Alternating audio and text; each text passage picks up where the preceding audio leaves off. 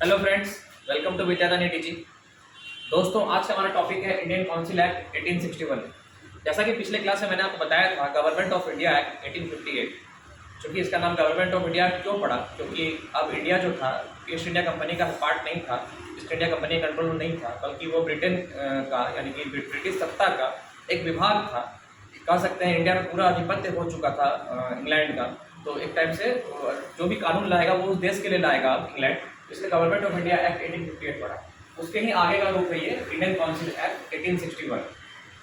जैसा कि government of India act में आपने पढ़ा था कि कोर्ट ऑफ डायरेक्टर और कोर्ट ऑफ कंट्रोल को हटा के सेक्रेटरी ऑफ स्टेट की नियुक्ति की गई थी। अब सेक्रेटरी ऑफ स्टेट चूंकि इंग्लैंड में बैठते थे, तो वहाँ से भारत के प्रशासन को देख नहीं सकते थे, तो उनके सहयोग के लिए एक वायसराय की नियुक्ति की गई थी, जो कि भारत में सब कुछ देखेगा। चूंकि जब वायसराय रहेगा तो गवर्नर जनरल का क्या काम है, तो गवर्नर जनरल को हटा दिया गया और वायसराय की नियुक्ति की गई। लॉर्ड कैनिंग पहले वायसराय थे और अंतिम गवर्नर जनरल थे इंडिया के। ठीक है, तो क्या क्या चेंजिंग हुआ ये देखते हैं। जैसा कि 1833 का चार्टर एक्ट में आपने देखा था कि वायसराय की काउंसिल में 6 लोग थे।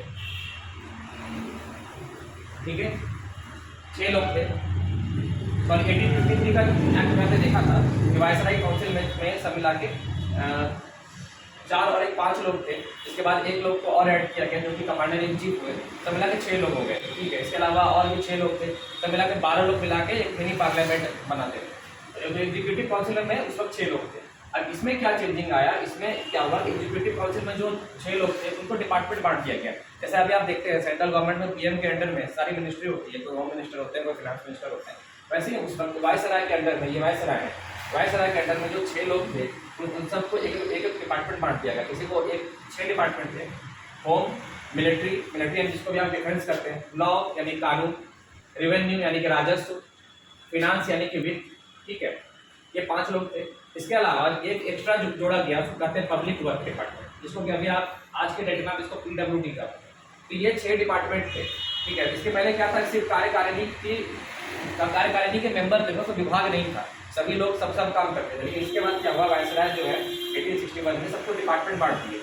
और कितने तरह के डिपार्टमेंट बांटे, 6 तरह के। क्या क्या नाम था, home, military, law, revenue, finance और पब्लिक वर्क। मिलिट्री को आप डिफेंस भी कर सकते हैं। इसके अलावा क्या हुआ, एक चेंजिंग और क्या आया 1861 के एक्ट में, कि वायसराय को ऑर्डिनेंस पास करने का ऑर्डर मिल गया। मतलब ऑर्डिनेंस का मतलब क्या होता है, कोई भी वैसा कानून आज के डेट में जो लोकसभा राज्यसभा से पहले पारित हो जाएगा, फिर राष्ट्रपति का साइन होगा, तो वो कानून बनेगा। लेकिन मान लीजिए कि अर्जेंट बेसिस पे कोई कानून अगर बनाना है और लोकसभा राज्यसभा का उस वक्त सत्र नहीं चल रहा है, तो राष्ट्रपति क्या करते हैं, आर्टिकल 123 के तहत ऑर्डिनेंस लाते हैं, उसको हिंदी में हम अध्यादेश करते हैं। उसके तहत क्या होता है, कोई भी कानून पहले इम्प्लीमेंट कर दिया जाता है और 6 महीने के भीतर उसको लोकसभा और राज्यसभा से पारित कराने का होता है। तो उसी प्रकार यहाँ पे भी वही है कि कोई भी कानून अगर अर्जेंट बेसिस पे बनना है, तो वायसराय को पावर मिल जाएगा कि आप ऑर्डिनेंस लाके वो कानून को पारित कर दीजिए। इसके बाद जो वहाँ का विधानसभा लोकसभा था, वहाँ का जो पार्लियामेंट है, मतलब ब्रिटेन का, वहाँ जाके जब वो 6 महीने के अंदर में वहाँ बहुमत से पारित होकर आ जाएगा, तो वो परमानेंट लॉ बन जाएगा ब्रिटेन का संसद से, यानी कि इंग्लैंड के पार्लियामेंट से। ठीक है, लेकिन उसके पहले मान लीजिए वहाँ सत्र नहीं चल रहा है, तो आप कानून अर्जेंट में लाना है, तो वायसराय को पावर मिल गया था कि आप 6 महीने तक के लिए कानून ला सकते हैं ऑर्डिनेंस के द्वारा। तो ऑर्डिनेंस का पावर कब मिला, इंडियन काउंसिल एक्ट 1861 में। बहुत इंपॉर्टेंट क्वेश्चन है, एग्जाम में ऑब्जेक्टिव पेपर पूछता है कि वायसराय को ऑर्डिनेंस का पावर किस एक्ट के तहत मिला, तो 1861 इंडियन काउंसिल एक्ट के तहत मिला। ठीक है, तो ये तो था एग्जीक्यूटिव, मतलब ये तो था मिनिस्ट्री। अब जो इंडिया में जो लेजिस्लेटिव चलेगा वो कैसे चलेगा, तो 1853 का एक्ट में आपने देखा था कि वायसराय के कार्यकारिणी में जो 6 लोग थे, इसके अलावा और भी 6 लोग थे। उसमें सुप्रीम कोर्ट के चीफ जस्टिस थे, सुप्रीम कोर्ट के जज थे और चारों लोकल प्रोविंस के एक मेंबर थे। तो ये 12 लोग मिलके लेजिस्लेचर का काम करते थे। लेकिन इसमें चेंजिंग हो गया। इसमें क्या हुआ, वायसराय के जो 6 मेंबर थे वो तो एडिटीज रह जाएंगे, लेकिन उधर के जो 6 मेंबर थे, सुप्रीम कोर्ट के जज और सुप्रीम कोर्ट के जस्टिस, उनको खत्म कर दिया गया और उसके अलावा एडिशनल मेंबर को लाया गया।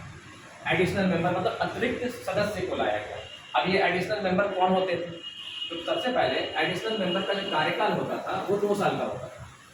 एडिशनल मेंबर का कार्यकाल 2 साल का होता था और एडिशनल मेंबर की जो नियुक्ति होती थी वो वायसराय के द्वारा होती थी।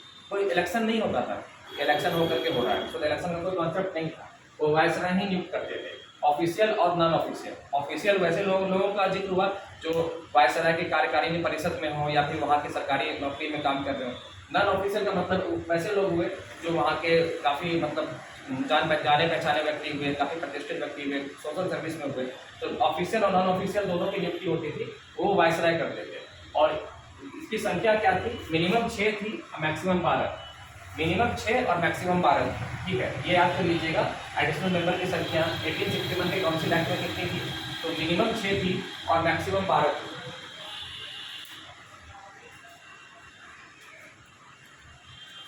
आपने देखा, मिनिमम 6 थी और मैक्सिमम 12 थी। अब आपके मन में एक क्वेश्चन आएगा, क्या वायसराय का एग्जीक्यूटिव काउंसिल में कोई इंडियंस को रहने अलाउ था? तो नहीं, यही तो दुर्भाग्य था ब्रिटिश सत्ता में कि भारत में ही शासन कर रहे हैं और भारतीयों को ही जगह नहीं मिली।